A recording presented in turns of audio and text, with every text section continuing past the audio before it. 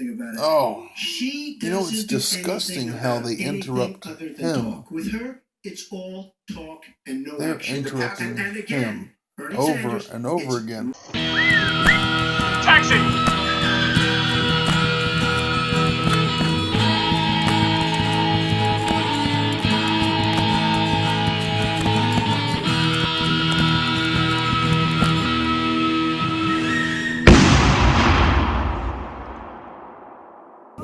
Pirate Island. Get your pumpkin bag at the trash chest and then pick up your free pumpkin. All right. $7. The floating hayride. I thought it was $5. No, it's $7.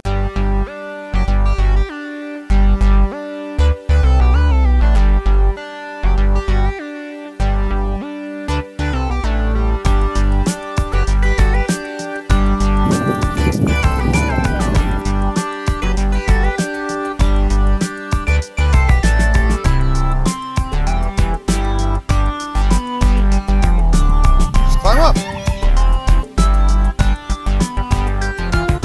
Yeah, you can't slide. Sit down, slide. Sit down, sit down. You're gonna slide down. Oh, look at that. You made it. Boom, boom. Here, hold my hand. Sure. Whoa.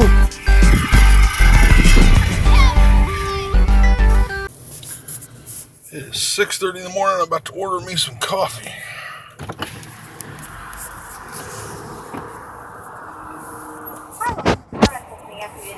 Let me just get a tall Americano with an extra shot, an extra soy, and 4 packs of honey, please.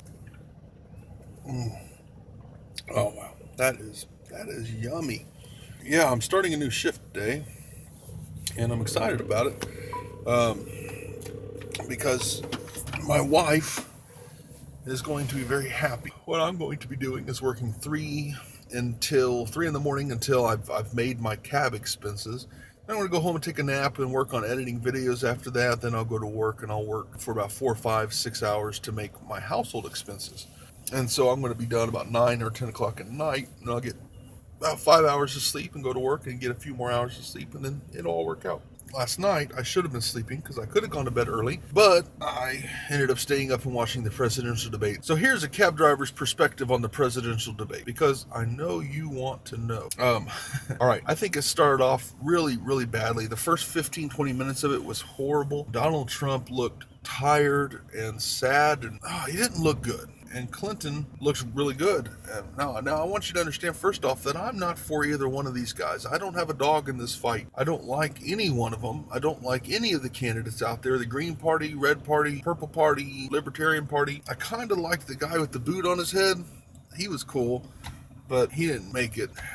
So, oh well. I would just about take anybody. I heard about an election recently of a small town that elected a dog as its mayor, and I thought, man, let's do that. The fact is that Donald Trump didn't look good, and she called him out on the videos, and rightfully so. I mean, what he said was horrible. It was really bad. At the same time, I think there's a lot of inconsistency in both parties, specifically right now in the Democratic Party. The people who are calling Donald Trump out for saying these things are the same people who make movies like American Pie and 50 Shades of Grey and Family Guy, and I mean, horrible, crude things that indoctrinate our culture to think horrible things about other people sexually. Now, does that give anybody license to act that way and to think that way? And no. And of course, with this, we're not talking about the simple act of living an immoral life. We're talking about living an immoral life and also taking advantage of people sexually. And so that's bad. That's really, really bad. And I understand, I'm not condoning what he said, but I think that there's a lot of inconsistencies right now. And I think that right now we are all of a sudden playing a high and mighty role whenever not me, but the people who are condemning Donald Trump for these words are the people who are a lot of times directly responsible for indoctrinating our culture with this sexually immoral disease that's raging right now throughout our society. And so get over it, guys. All right, fine. He apologized. Is he repentant? For sure? Well, who knows? I don't know if he's truly repentant, and it doesn't matter. If he repented, he apologized, we need to forgive him. And that's all there is to it. I mean, I don't know what else we can do, honestly. But I'm not trying to give him a pass either. I think that Hillary Clinton's campaign has had this information for a long time, no doubt about it, and she decided to use it right whenever WikiLeaks released their documents, and that was a very smart move, and it worked. People aren't talking about WikiLeaks. But moving on, Gonna be a pumpkin masterpiece.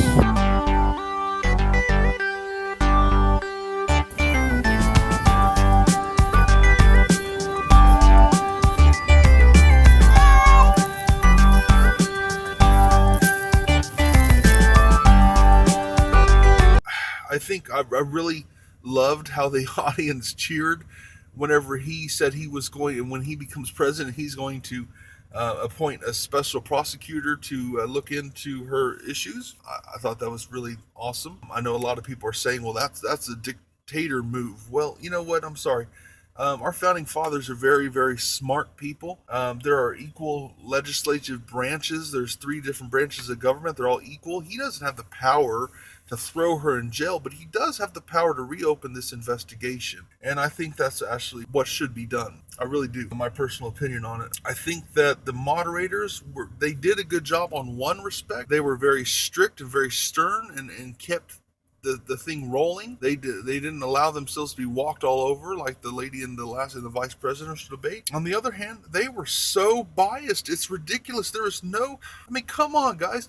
You know, Martha Raddatz, she was, Donald Trump asked Hillary Clinton a question, and instead of Hillary Clinton answering, she opened her mouth to answer the question, and Martha Raddatz answered the question for her. She answered the question for her. I'm like, get up there on the stage, why don't you? I mean, just go ahead. I don't understand this. You're supposed to be moderate. You're supposed to be neutral. You're supposed to be in the middle.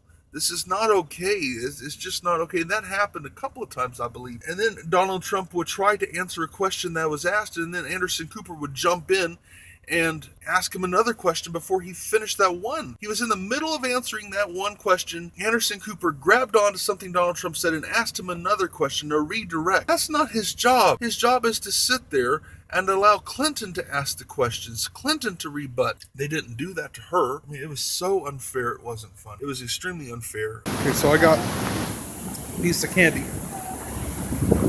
It's a Tootsie Roll. Not a little one either, a big one. And I got a pumpkin named Fred.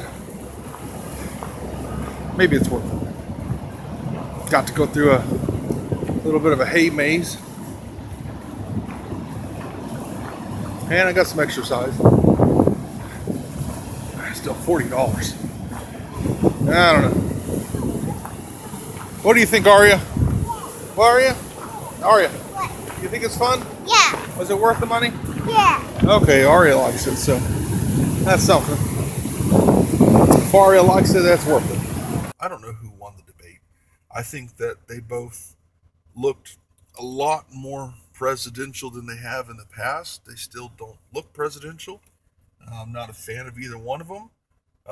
Trump did a good job. He redirected when he needed to. He didn't become immature or childish the way he used to. He was calm and collected. He seemed a lot more prepared. She didn't seem crazy most of the time. She seemed pretty good.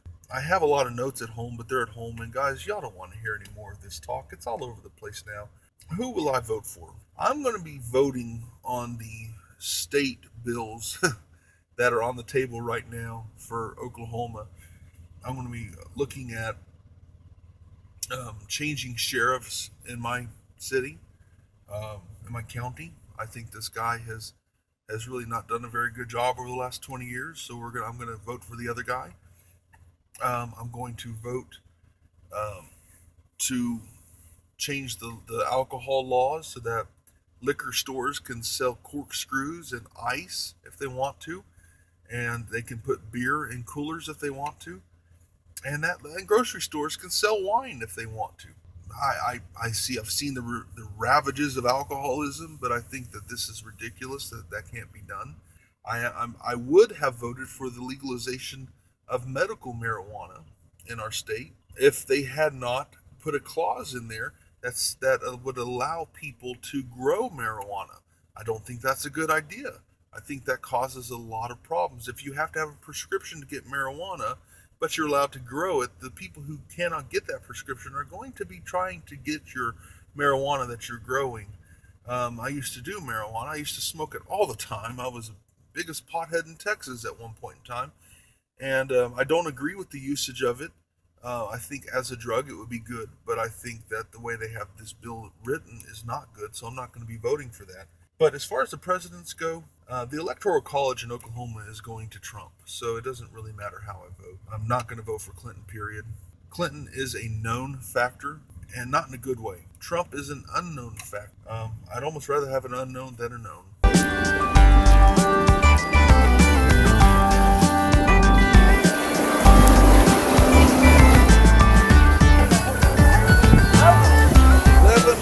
And that right there is the Devon Tower. Over $1 billion building that tower. And then a few years later, they had to fire 700 people who worked there because they couldn't afford to pay them. Just facts. No commentary, just facts.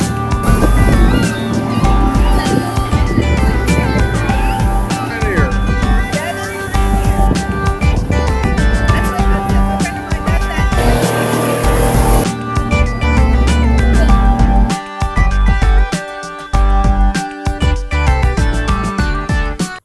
But in the end, it doesn't matter, because here is the main point from my perspective as a conservative Christian, as a Christian in general.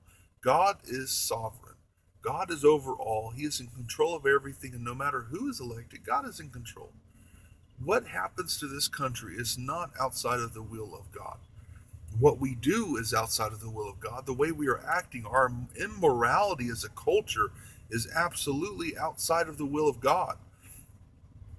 We shouldn't be acting this way. We should be seeking God with all of our hearts, all of our minds, all of our souls, but the vast majority, it feels, are not.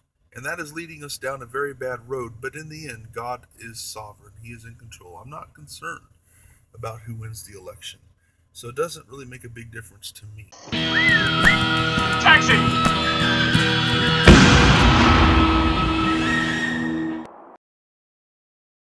Run.